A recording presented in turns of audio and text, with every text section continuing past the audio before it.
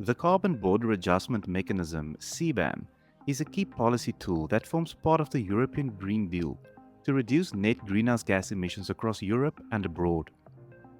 Within this context, CBAM can be defined as a carbon border tax on embedded greenhouse gas emissions of carbon-intensive products imported into the EU, also from South Africa. It can be viewed as an opportunity to drive local businesses towards greener economic resilience and green innovation. In this series, we will unpack the implications on business, building business resilience, key opportunities, where to find support, and much more.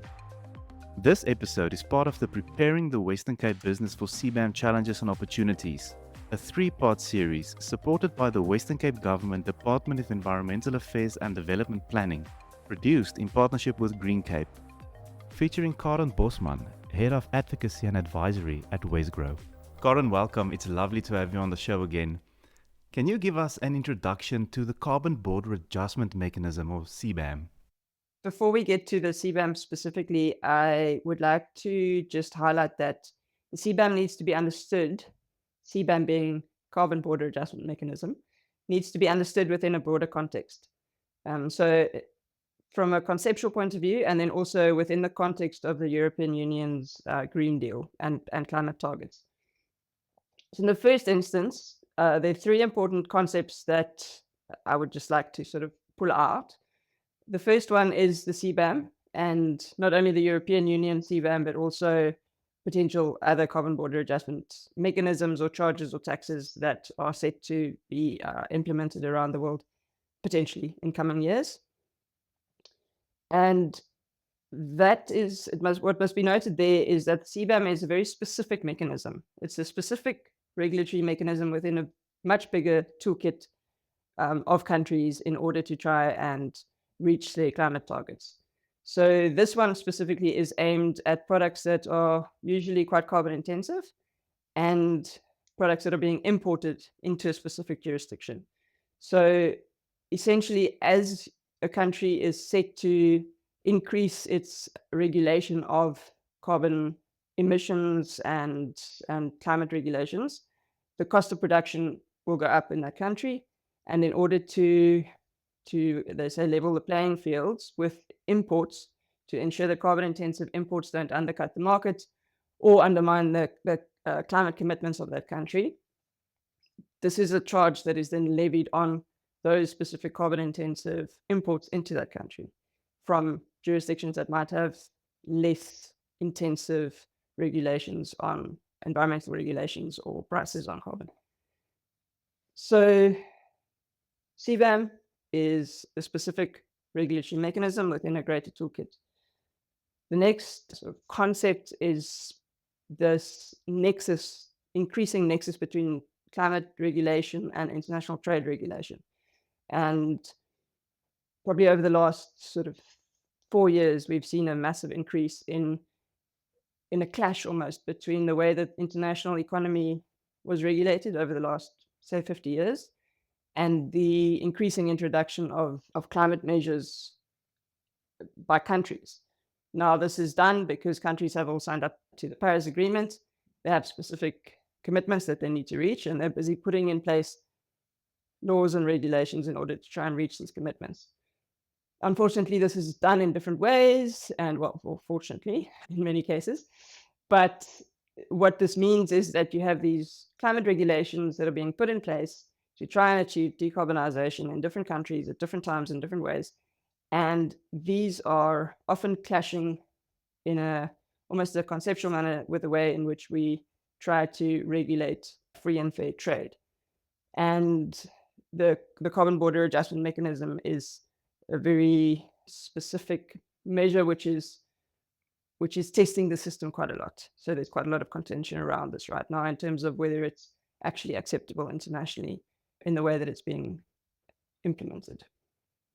And then the final concept that I just wanted to highlight before I start is that you have a lot of corporate level decarbonization, environmental, what is historically, or what is generally known as ESGs, environmental, social, and governance commitments at a corporate level These are becoming standardized increasingly, and they are in fact becoming mandatory in a number of jurisdictions. And that, while it looks a bit different to the way that the carbon border adjustment mechanism is being implemented, is essentially having the same effect, which is that unless you're able to decarbonize your production, you are going to lose your competitive edge. Increasingly, these regulations are also looking at your supply chain, so decarbonization of your supply chain, which is often referred to as scope 3 emissions. And with the increase of that, and that's set to increase over the next few years, we will see a much broader pressure being applied across economies to decarbonize much further than just the carbon border adjustment mechanism. What are the basics of the CBAM? What is it? What is it not? And how will it be implemented? The carbon border adjustment mechanism is a very specific regulatory measure. So it is not we are going to charge a price on carbon for all imports across the board from all countries. The carbon border adjustment mechanism, as it is being implemented by the European Union, is a specific measure on specific products that are being imported into the EU. Now, that is set to expand over time, but it will always be done in conjunction with the European Union's emissions trading system. So, to take a step back again, it's a charge that is levied on the carbon intensity that's embedded in a specific product. And those products at this point fall within the following categories only. They only fall within the categories of cement, iron and steel, aluminium, fertilizers, electricity, and hydrogen. So there are a number of what they call precursors as well. So within each category, there are a couple of codes, product lines that are included in this carbon border adjustment mechanism. Essentially, if your product falls within that, there's annex at the end of the actual regulation, which shows exactly which products fall within the scope. If your product falls within the scope, then a charge is levied on the carbon intensity of that product. So this obviously needs a lot of reporting and a lot of being able to measure and verify, which is a very intense administrative burden along with the charge that's being levied. So the two big implications of carbon border adjustment mechanism are, on the one hand, the actual charge, and on the other hand, the administrative burden. Being in South Africa, where we have a high carbon intensity of our products, of our production, and I believe previous colleagues who've spoken on this would have gone into more depth here, but South Africa has a very carbon intensive grid. And so the products that we export, if you're using grid electricity, have a high carbon intensity. If you're able to access renewable energy, then if you're able to show it in the way that it is required in the CBAM, then you will have a much lesser carbon intensity in the product that you're producing, depending again on whether it is the direct. So you need to report on direct emissions and indirect emissions. Okay, but this is all being phased in over time. So at the moment, we are, and it's not always indirect emissions that need to be reported. So at the moment, we're in a transitional phase, and in the transitional phase, there is no fee that is levied, no charge that is levied. Exporters do need to report on their emissions, however. So each quarter, exporters to the EU have to report their emissions. Now, this is currently a big challenge, and in South Africa, but not only in South Africa, everywhere else, exporters and producers and importers in Europe are struggling to comply with this at this point. But the point is, right now, there's a transitional phase. There's no charge levied, but you have to report on direct and indirect emissions. Once the transitional phase ends at the end of 2025, then you move into a phase in which the charges will be levied. But in that case, charges are only going to be levied on indirect emissions in certain instances.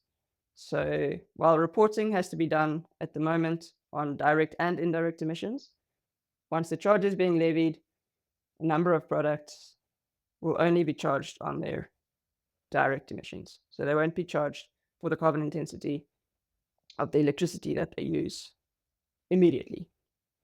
Now, this is all set to be reviewed at the end of the transitional period. So everything is quite uncertain.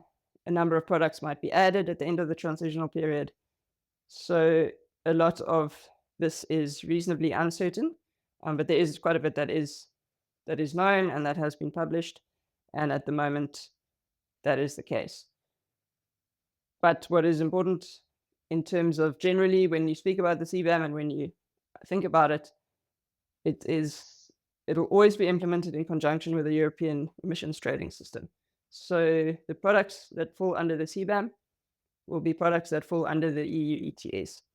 And while EU ETS is set to expand, so more products could fall under the CBAM in the future, the point there, from the European point of view, is that at the moment, under the European emissions trading system, local producers are provided free allowances. So they can emit up to a certain amount within this free allowance.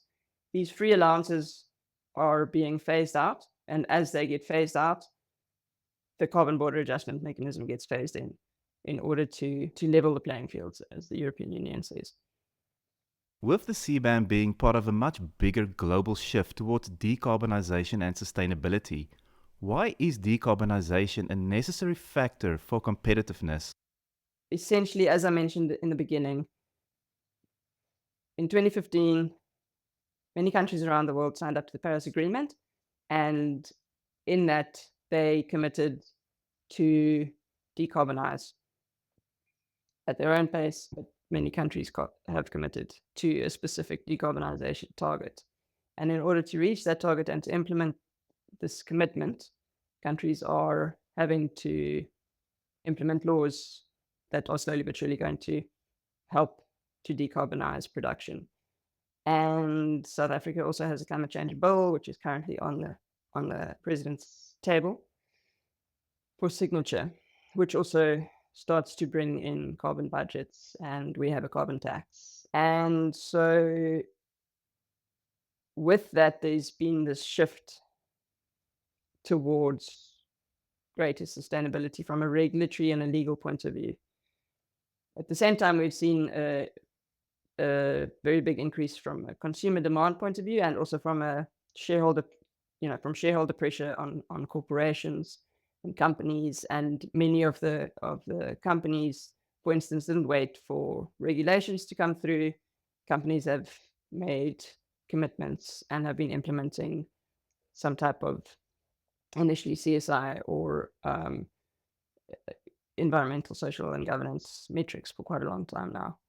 What is changing is, at the moment, is that those are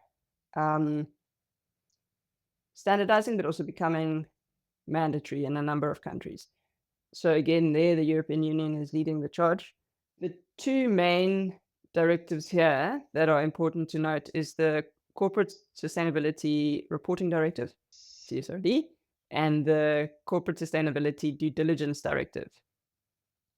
Now, these are both, they've both sort of been implemented in the last few years. The one, well, been passed in the last few years, and are set to be implemented as of this year over time, over the next sort of 5 years. And they're slightly different. The reporting directive essentially makes it mandatory to report on a lot of the metrics that, a lot of ESG metrics. And so this is going to apply to a lot more companies that are currently having to report on their environmental and social impacts in Europe at the moment. And it will also force these companies, and many of them are retailers and companies that are importing a lot of our goods, to look at their scope 3 or their supply chain emissions. So that, together with a Corporate Sustainability Due Diligence Directive, which essentially places a burden of responsibility on the company for environmental and social and human rights issues in its supply chain. Those two together with a whole raft of other sustainability regulations coming out of the EU, are going to make it a lot more difficult for products that have a high carbon intensity, essentially, to be competitive in the European market. And Western Cape and South Africa, we export a lot to Europe. It's also going to force a lot more reporting and assurance and verification. And so the faster we as a jurisdiction are able to enable companies to be able to decarbonize on the one hand, whether that be by being able to connect to their own sources of renewable energy through wheeling agreements, etc., or ultimately to decarbonize the grid. The more important that is for export competitiveness. Now, at the same time, and we are talking about the carbon border adjustment mechanism here, and that's, again, certain big emitters, but those are also important sectors. At the same time, while we're talking about export competitiveness, it has a very, very big impact on your competitiveness as an investment destination, because a large amount of investors who come here set up in order to be able to export. And one of our big export markets, as I mentioned, is the European Union. And because we have preferential access to the European Union, it is a competitive destination in which to invest in order to export back into the European Union. And increasingly, well, I mean, it is already such that you can no longer be in a competitive investment destination, a destination for foreign direct investment, if you can't provide clean energy to investors.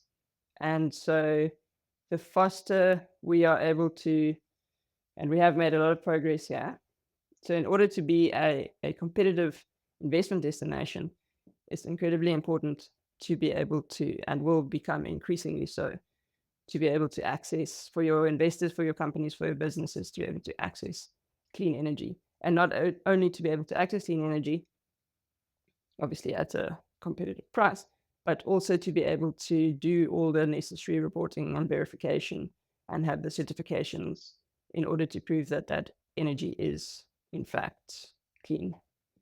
And so from a competitiveness point of view, the CBAM is, it's playing out in two different ways internationally. There's a lot of, it's very contentious, and there's a lot of pushback from, especially from the global south. South Africa is vocally against it, as is India. And there are definitely questions around compatibility with the WTO, with the World Trade Organization. And there is a large discussion going on internationally. At this point, it remains untested, but it may be that it gets taken to the World Trade Organization and does get tested. It's seen as a unilateral measure, and the argument is that there should be bigger consensus, and that these types of measures should be decided on internationally, and everybody should be brought on board, and that it shouldn't be just unilaterally implemented by specific countries or jurisdictions. And at the same time, in international trade law, for instance, you do have special dispensations for developing countries and least developed countries, and the carbon border adjustment mechanism doesn't allow for any type of dispensation like that. So there is an argument that it's not the most fair way of doing this, and questions around whether this mechanism is specifically actually going to achieve the carbon goals or the decarbonization goals and climate goals that it purports to be there to achieve, but that it is perhaps more of a protectionist measure. These are all arguments that are being puts out, and that there are other measures that could be implemented that could help achieve the same goals. On the other hand,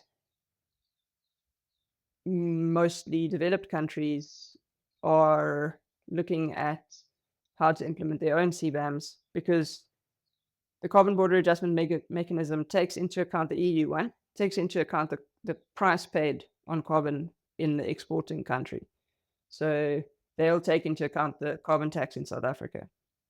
But the carbon tax in South Africa is very low compared to the price of carbon in the EU.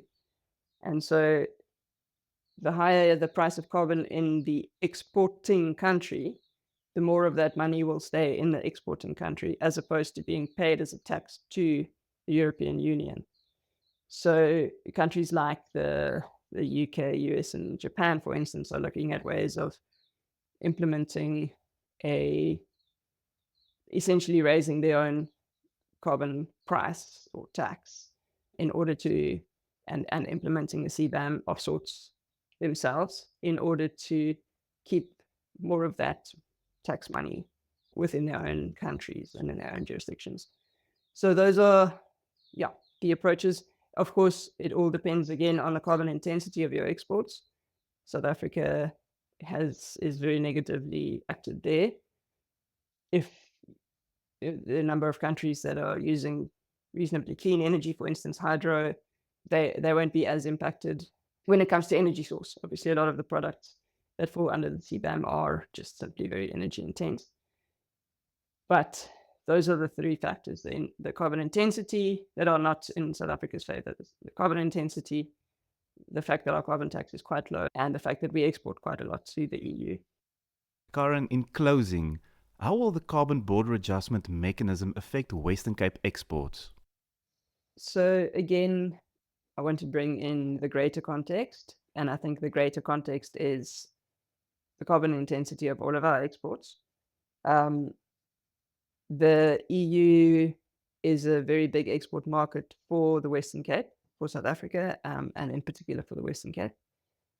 While we do export a lot of our agricultural products there, which are not at this point in any risk of any CBAMs at least, but there is increasing risk of those corporate level and other types of regulations impacting those exports. Everything is, in the end of the day, quite important. So in 2023, the Western Cape exported goods to a value of 37.6 billion rand to the European Union. And this was almost 20% of the province's global exports. Now, of this, it was 180 million of this fell within the ambit of the carbon border adjustment mechanism. So 180 million worth of Western Cape exports that were designated for the EU were within the ambit of the carbon border adjustment mechanism as it currently stands. Now, of course, this is set to expand, and it is set to be implemented in a number of other countries, potentially in a number of other countries around the world as well. The sectors, so the sectors that are the most exposed to the carbon border adjustment mechanism in the Western Cape are the iron and steel industry and the aluminium exporters. And within those sectors, it is quite a pronounced risk that they face. And so even if the numbers at this point aren't astronomical, a number of the research that has come out has shown that, the impact will initially be incremental, and of course also taking into account that initially indirect emissions are not going to be charged for a number of those product categories. But over time, if this does get expanded and if it does get implemented or in other jurisdictions, the impact will be bigger and bigger. And I think the most important thing is just for us to be able to, I know we've spoken about how local, provincial, and national government can support businesses, but to get the correct methodologies in place to support businesses with the reporting, with methodologies, with verification and certification of clean energy where it's used, and the ability to access clean energy is very important. So, yes, again, the CBAM is a sign of things to come in terms of being able to account for the carbon emitted in the production of a product and exported around the world. So, we're in a brave new world. The fact that the Western Cape is able to and is aware of the importance of business being able to access clean energy in order to remain globally competitive does provide a reassuring investment offering. And it is clear that the leadership of the Western Cape is very committed to being able to provide companies with stable and increasingly with clean energy. And this does strengthen the investment offering of the destination. A big thank you to Karen Bosman, the Western Cape government and GreenCape for this insightful conversation on Future Cities Africa.